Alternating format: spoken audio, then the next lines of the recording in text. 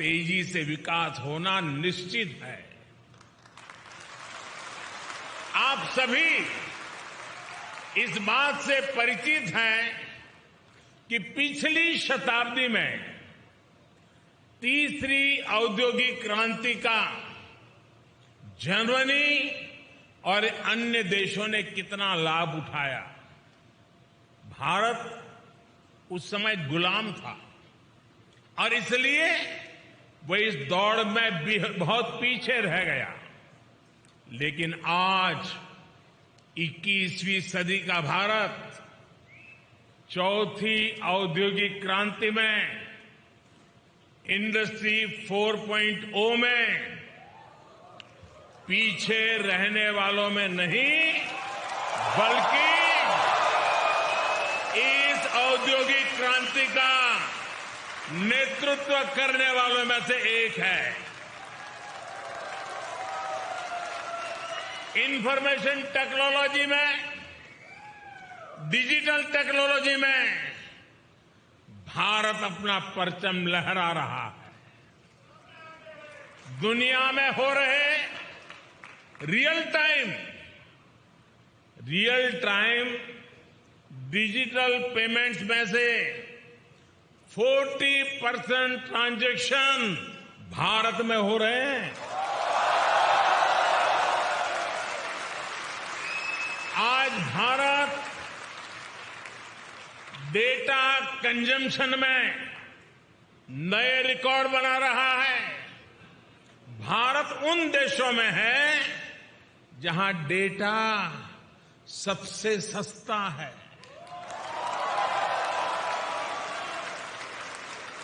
21वीं सदी के नए भारत में लोग जितनी तेजी से नई टेक्नोलॉजी अपना रहे हैं वो किसी को भी हैरान कर सकती है।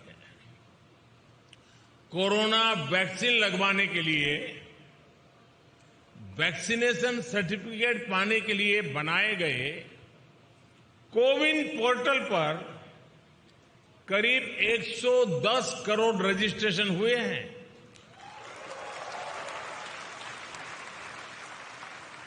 कोरोना संक्रमण की ट्रैकिंग के लिए बनाए गए एक विशेष ऐप आरोग्य सेतु से आज करीब 22 करोड़ भारतीय जुड़े हुए हैं। सरकार द्वारा खरीदारी करने के लिए बनाए गए गवर्नमेंट ई मार्केट प्लेस यानी जेम से करीब 50 लाख विक्रेता सेलर्स जुड़े हुए हैं। आज 12 से 15 लाख भारतीय ट्रेन से आने जाने के लिए हर रोज 12 से 15 लाख टिकट ऑनलाइन बुक करा रहे हैं। आज भारत में ड्रोन टेक्नोलॉजी का जिस तरह इस्तेमाल हो रहा है वो अभूतपूर्व है। आप जानकर के हैरान रह जाएंगे कि अब देश के अनेक क्षेत्रों में ड्रोन से फर्टिलाइजर को छिड़काव होने लगा है। भारत में सरकार ने एक योजना शुरू की है, स्वामित्व योजना। इस योजना के तहत देश के लाखों गांवों में जमीन की मैपिंग, घरों की मैपिंग का काम ड्रोन ही कर रहे हैं। इस अभियान के द्वारा करोड़ों नागरिकों को प्रॉपर्टी सर्टिफिकेट दिए जा रहे हैं। प्राकृतिक आपदाओं के समय, राहत और बचाव के समय भी ड्रोन टेक्नोलॉजी का इस्तेमाल भारत में लगातार बढ़ रहा है। साथियों, आज का भारत होता है, चलता है, ऐसे ही चलेगा।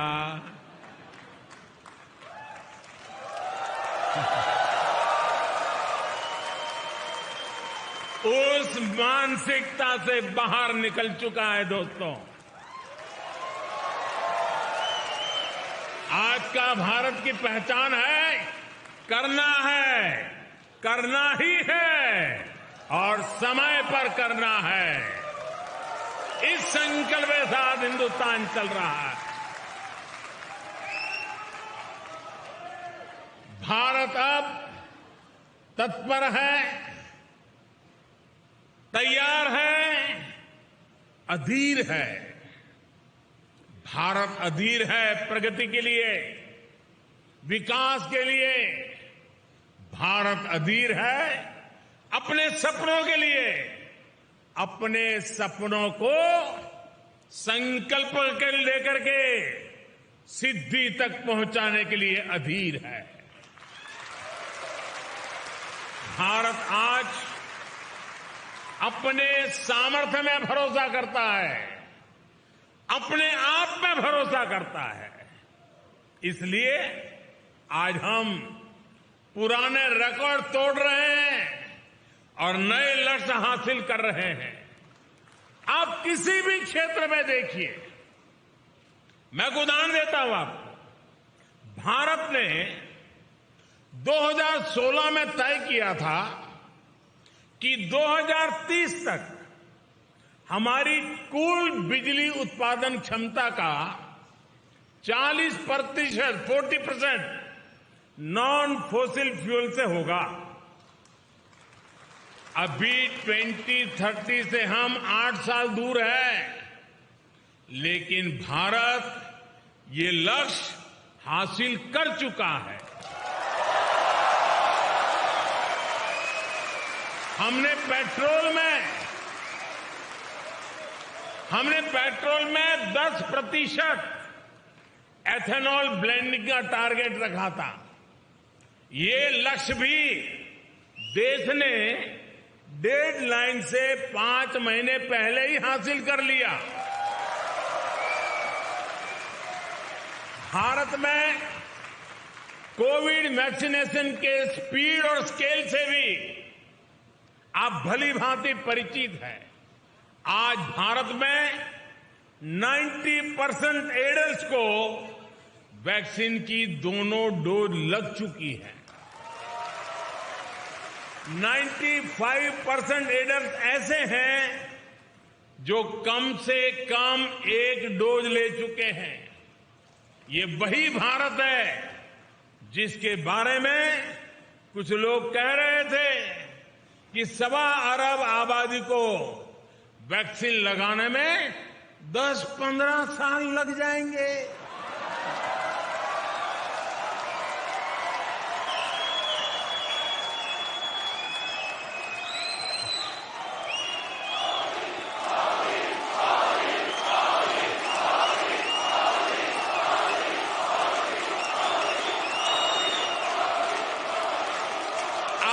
जब मैं आपसे बात कर रहा हूं तो भारत में वैक्सीन डोज का आंकड़ा 196 करोड़ यानी 1.96 बिलियन को पार कर चुका है। मेड इन इंडिया वैक्सीन ने भारत के साथ ही दुनिया के करोड़ों लोगों की कोरोना से जान बचाई है। साथियों, मुझे याद है कि साल 2015 में जब मैं जर्मनी आया था तो स्टार्टअप इंडिया अभियान एक आइडिया के स्तर पर था। शब्द कान पे पड़ते थे। तब स्टार्टअप वर्ल्ड में भारत का कोई नाम निशान नहीं था, कोई जानता ही नहीं था। आज भारत में दुनिया का तीसरा सबसे बड़ा स्टार्टअप इकोसिस्टम है। एक समय था जब भारत साधारण से साधारण स्मार्टफोन भी बाहर से मंगाता था। आज भारत दुनिया का दूसरा सबसे बड़ा मोबाइल फोन मैन्युफैक्चरर है और अब भारत में बने मोबाइल दुनिया भर में जा रहे हैं।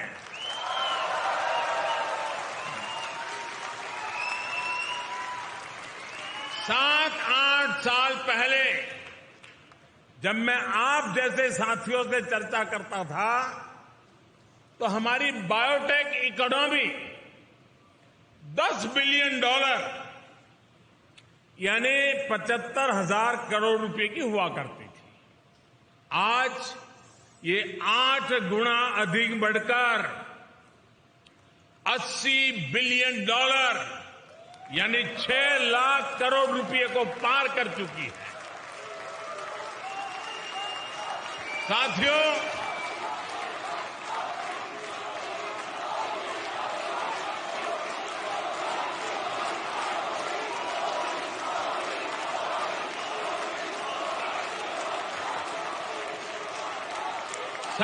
मुश्किल से मुश्किल हालातों में भी भारत के लोगों का हौसला ही हमारी सबसे बड़ी ताकत है।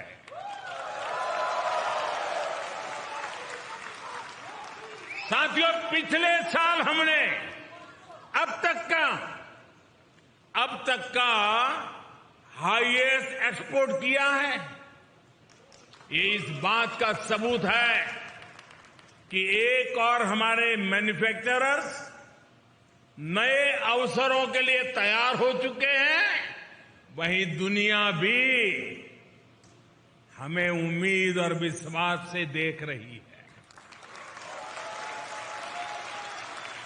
बीते ही वर्ष भारत ने $111 बिलियन यानी 8,30,000 करोड़ रुपए के इंजीनियरिंग गुड्स का एक्सपोर्ट किया है। भारत के कॉटन और हैंडलूम प्रोडक्ट्स के निर्यात में भी 55% की बढ़ोतरी हुई है। भारत में मैन्युफैक्चरिंग को बढ़ाने के लिए सरकार ने करीब 2 लाख करोड़ रुपए की production link incentive PLI scheme भी शुरू की है। अगले साल हम अपने एक्सपोर्ट टारगेट को और भी बढ़ाना चाहते हैं और आप लोग इसमें काफी मदद भी कर सकते हैं। इसी तरह हमारा FDI इनफ्लो विदेशी निवेश भी साल दर साल नए रिकॉर्ड बना रहा है। साथियों, जब किसी देश के नागरिक सबका प्रयास की भावना के साथ, जन भागीदारी की भावना के साथ राष्ट्रीय संकल्पों को सिद्ध करने में जुट जाते हैं तो उन्हें दुनिया की बड़ी बड़ी शक्तियों का भी साथ मिलने लग जाता है।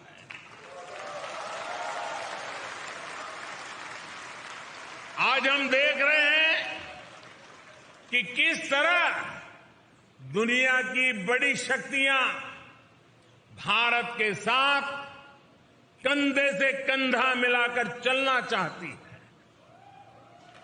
अपने देशवासियों की संकल्प शक्ति से आज भारत प्रगति के पथ पर निरंतर आगे बढ़ रहा है।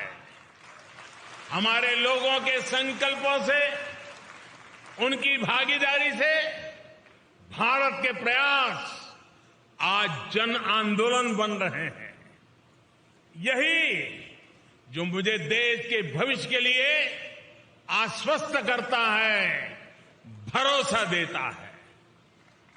उदाहरण के तौर पर दुनिया में ऑर्गेनिक फार्मिंग जैसे शब्द चर्चा का विषय बने हुए हैं, लेकिन भारत के किसान खुद आगे आकर इसे जमीन पर उतार रहे हैं।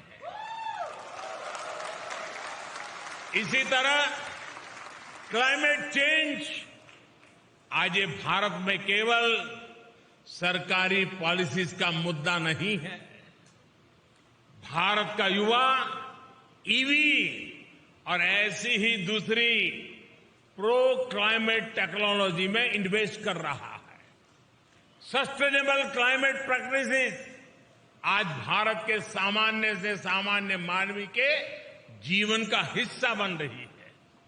2014 तक भारत में खुले में शौच एक बड़ी समस्या थी, लेकिन हमने देश में 10 करोड़ से ज्यादा शौचालय बनवाए। आज स्वच्छता भारत में एक जीवन शैली बन रही है। भारत के लोग, भारत के युवा देश को स्वच्छ रखना अपना कर्तव्य समझ रहे हैं। आज भारत के लोगों को भरोसा है कि उनका पैसा ईमानदारी से देश के लिए लग रहा है, भ्रष्टाचार की भेंट नहीं चढ़ रहा है। और इसलिए देश में टैक्स कंप्लायंस तेजी से बढ़ रही है।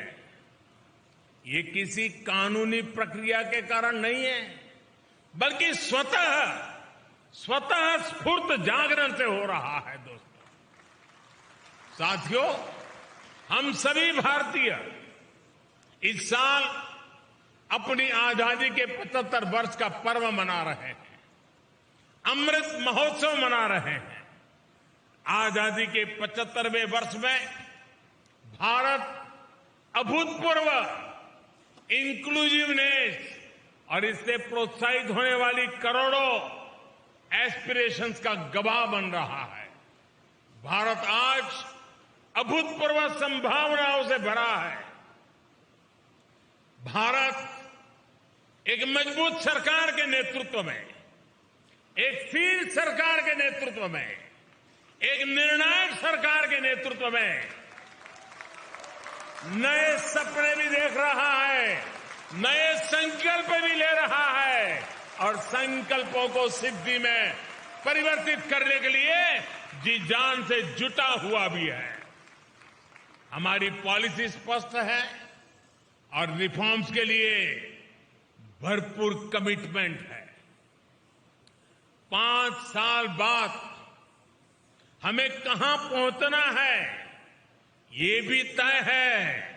और आने वाले 25 साल के लिए जब देश आजादी की शताब्दी मनाएगा, 25 साल के बाद हमें कहां पहुंचना है, 25 साल के लिए आत्मनिर्भरता का रोड मैप भी तैयार है।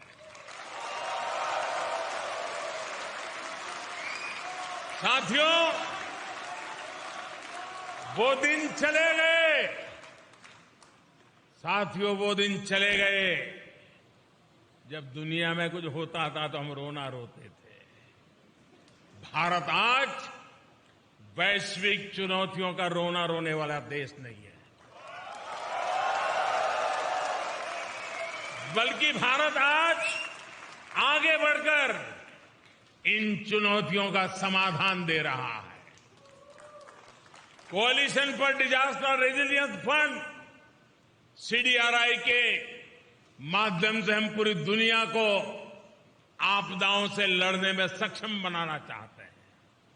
आज हम इंटरनेशनल सोलर अलायंस के जरिए दुनिया भर के देशों को एक मंच पर ला रहे हैं ताकि सस्ती और एनवायरमेंट फ्रेंडली एनर्जी का लाभ दुनिया को दे सके। वन सन, वन वर्ल्ड, वन ग्रिड, ये सपना हमने दुनिया के सामने रखा है। इसके लाभ भारत ने बीते 8 वर्ष में खुद अनुभव भी किए हैं। भारत में सोलर पावर की रिकॉर्ड कैपेसिटी तो बिल्ड हुई है, ये ₹2-2.5 प्रति यूनिट के हिसाब से उपलब्ध है। ग्रीन हाइड्रोजन को लेकर भी जिस स्केल पर भारत काम कर रहा है, जर्मनी जैसे मित्र देशों के साथ साझेदारी कर रहा है, तो उसमें भी मानवता का ही हित है। भारत में WHO centre for traditional medicine स्थापित होने से भारत दुनिया की प्राचीन चिकित्सा पद्धतियों का ग्लोबल सेंटर भी बन रहा है। साथियों, योग की ताकत क्या है, ये तो आप भली भांति जानते हैं। पूरी दुनिया को नाक पकड़वा दिया है।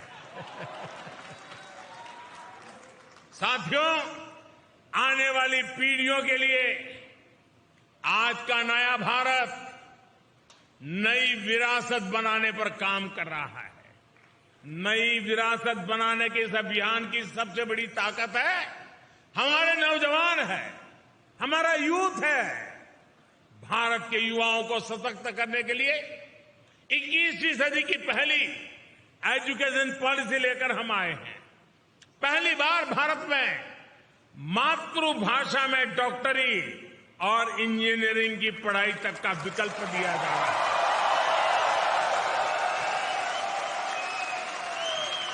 जर्मनी में रहने वाले आप सब लोग तो जानते हैं कि मातृभाषा में डॉक्टरी इंजीनियरिंग पढ़ने का कितना लाभ होता है। अब यही लाभ भारत के युवाओं को भी मिलेगा। नई एजुकेशन पॉलिसी में हायर एजुकेशन और रिसर्च के लिए ग्लोबल पार्टनरशिप पर भी बहुत अधिक फोकस है।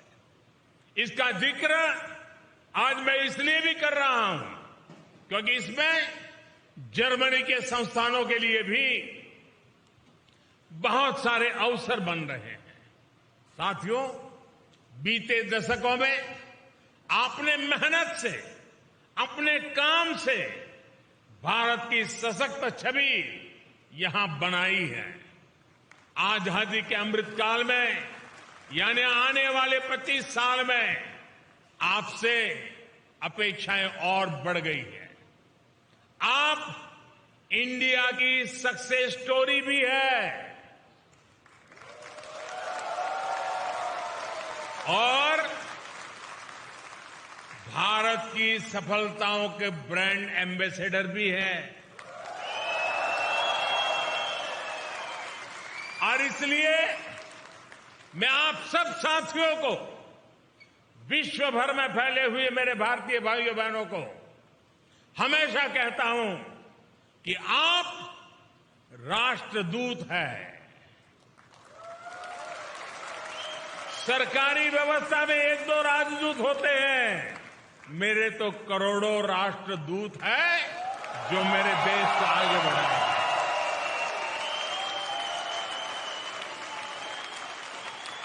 साथियों, आप सबने जो प्यार दिया, जो आशीर्वाद दिए, जो उत्साह और उमंग के साथ इतना बड़ा शानदार कार्यक्रम मनाया, आप सबको मिलने का मुझे मौका मिला, इसलिए मैं एक बार फिर आप सभी का बहुत बहुत आभार व्यक्त करता हूं।